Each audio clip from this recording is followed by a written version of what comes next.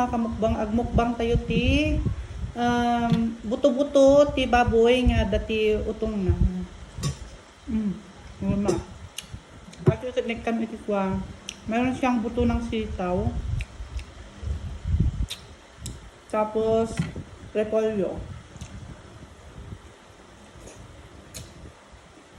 Masarap dito is yung sabaw niya.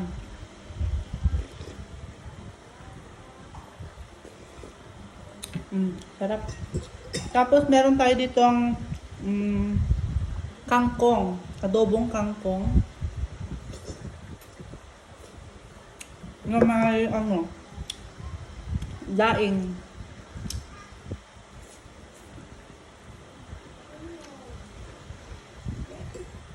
Ang sarap. Nakalubo.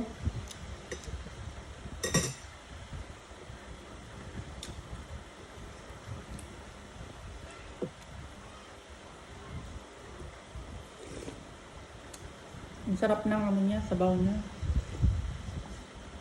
Sitaw. Yung sitaw.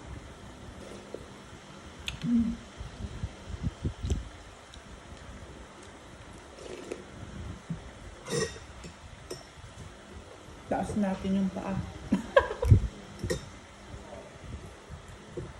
Di ba, mas masarap kasi ang kumain kapag nakataas yung paa daw. Ang lalo na sa bahay ka lang naman. Yung may daing.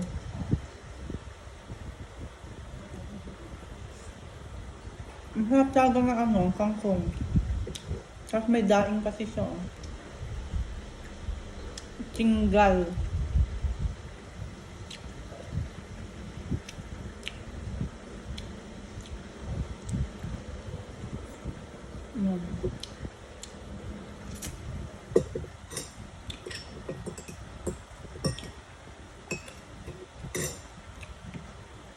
Sakto lang yung pagkaluto ng kanyang repolyo.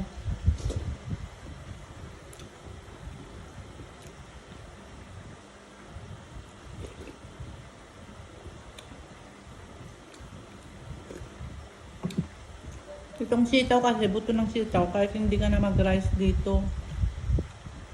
Kahit yung buto ng sitaw lang. Ang perfect.